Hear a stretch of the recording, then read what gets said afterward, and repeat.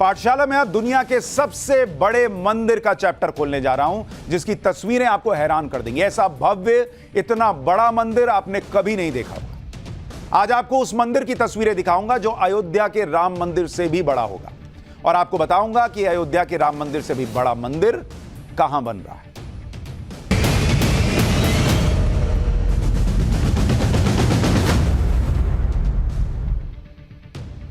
दुनिया भर में कृष्ण भक्ति से जुड़ने वाली संस्था है इस्कॉन। आपने सुना होगा ना, इस्कॉन के टेंपल में जा रहे हैं। पश्चिम बंगाल के नदिया जिले के मायापुर में दुनिया का सबसे बड़ा वैदिक मंदिर का निर्माण इस्कॉन करवा रहा है। करीब 28 लाख वर्ग मीटर में फैला यह मंदिर परिसर दुनिया का सबसे बड़ा मंदिर है। इसकी तस्वीरें आप देखिए, इसके एक एक डिटेल आपको बताऊंगा, लेकिन इतना बड़ा मंदिर, वैदिक मंदिर दुनिया में नहीं है, और इसकी तस्वीरें आप देखते जाएंगे तो हैरान रह जाएंगे। अब तक सबसे बड़े मंदिर के रूप में कंबोडिया के अंकोर वाट को जाना जाता है, जो करीब 16 लाख वर्ग मीटर में फैला हुआ है। यह मंदिर जिसको आपको दिखा रहा हूं, यह बंगाल में अगले साल 2024 में बनकर तैयार हो जाएगा। इसका निर्माण साल 2009 में, यानी ये अंकोर वाट का दिखा रहा हूं, जो अभी तक सबसे बड़ा था। अब उससे भी बड़ा वैदिक मंदिर जो है वो भारत में, बंगाल में बन रहा है। और इस मंदिर की आप भव्यता सोचिए कि 2009 से पिछले 14 साल से इसका निर्माण चल रहा है। वैदिक मंदिर की विशालता का अंदाजा आप इस बात से भी लगा सकते हैं कि इसकी नींव करीब 100 फीट गहरी है, यानी जमीन में 10 मंजिला इमारत के बराबर नीचे इसकी नींव गई हुई है। मंदिर का निर्माण पूरा होने के बाद एक साथ 10,000 लोग भगवान कृष्ण के दर्शन कर सकेंगे, जबकि मंदिर परिसर में करीब 1 लाख लोग आराम से घूम सकते हैं। इतना बड़ा मंदिर बन रहा है। इस मंदिर की लागत करीब 1,000 करोड़ रुपए आएगी, और सबसे बड़ी बात यह कि मंदिर भारत की आध्यात्मिक, सांस्कृतिक और ब्रह्मांड के वैदिक मॉडल का सबसे बड़ा केंद्र होगा। इसके बारे में आपको आगे बताऊंगा, लेकिन उससे पहले इस मंदिर की भव्यता और विशालता के बारे में आपको बता देता हूं। इसके लिए इस मंदिर की तुलना दुनिया के दूसरे पवित्र स्थान और ऐतिहासिक इमारतों से एक बार करके आपको बताता हूं, जिससे आपको पता चलेगा कि कितना बड़ा यह मंदिर है। धर्म से जुड़ी विशाल इमारतों की लिस्ट में एक नाम आता है हागिया सोफिया मस्जिद का, जिसे आया सोफिया मस्जिद भी कहते हैं। यह मस्जिद तुर्की के इस्तांबुल शहर में है, और इसकी कुल ऊंचाई 55 मीटर और चौड़ाई 5,997 वर्ग मीटर है। दूसरी इमारत है अपने देश में आगरा में जो ताजमहल है। इसकी ऊंचाई 73 मीटर है, चौड़ाई 32,892 वर्ग मीटर। तीसरे नंबर पर लंदन की सेंट पॉल कैथेड्रल चर्च है। इसकी ऊंचाई 111 मीटर है और चौड़ाई 11,838 वर्ग मीटर है। और अब आपको वो वैदिक मंदिर दिखा रहा हूं जो बंगाल में बन रहा है। इसकी कुल ऊंचाई 113 मीटर और चौड़ाई 65,032 वर्ग मीटर में फैला है।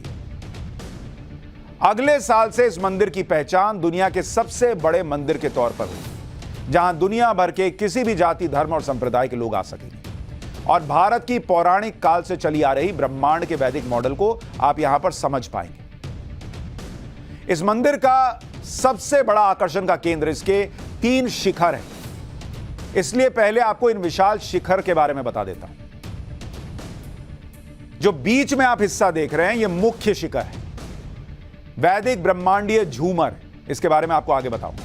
दूसरा शिखर जो देख रहे हैं वो वेस्ट विंग है, भगवान विष्णु के अवतार भगवान नरसिंह देव का मंदिर।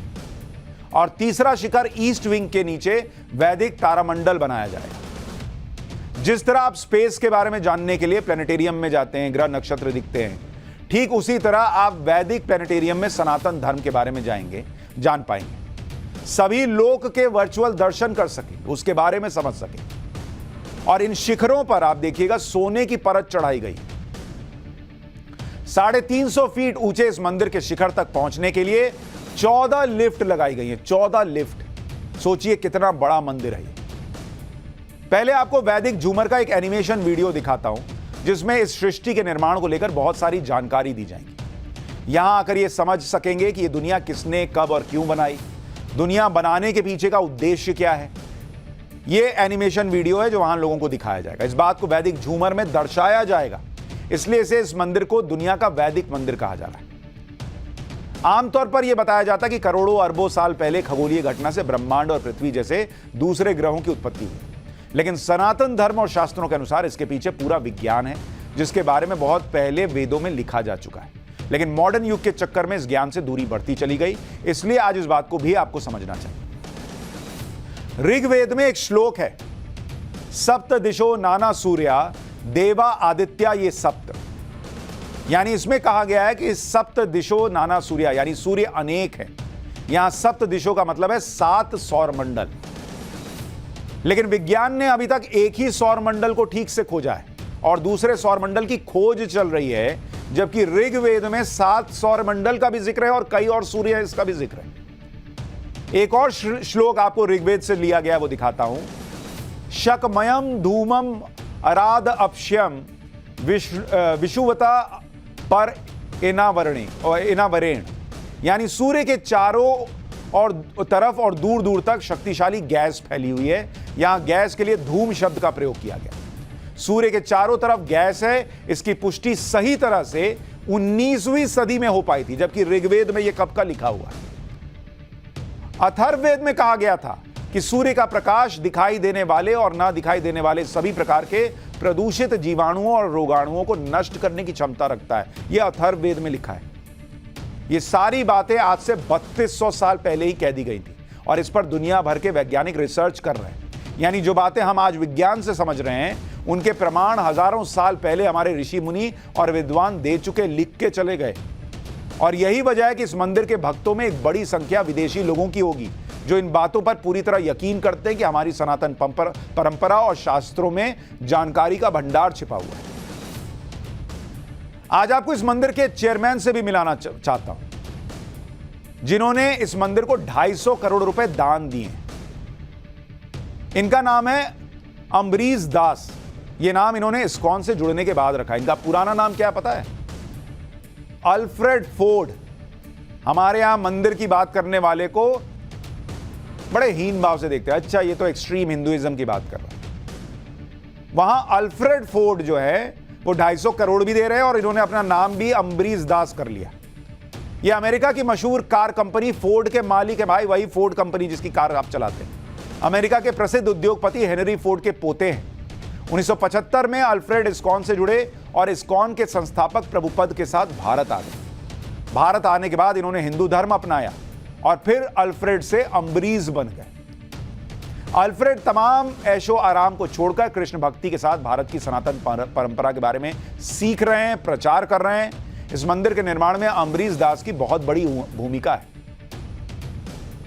लेकिन हमारे यहां कोई अगर हिंदू धर्म की बात करे, आजकल तो जो हिंदुत्व है उसको तो टेररिज्म से भी जोड़ने का प्रचलन चल रहा है, लेकिन यहां बड़े बड़े विदेशी आकर हिंदू धर्म को अपना रहे हैं और इतना बड़ा बड़ा मंदिर बन रहा है। नजर नजर का फर्क है।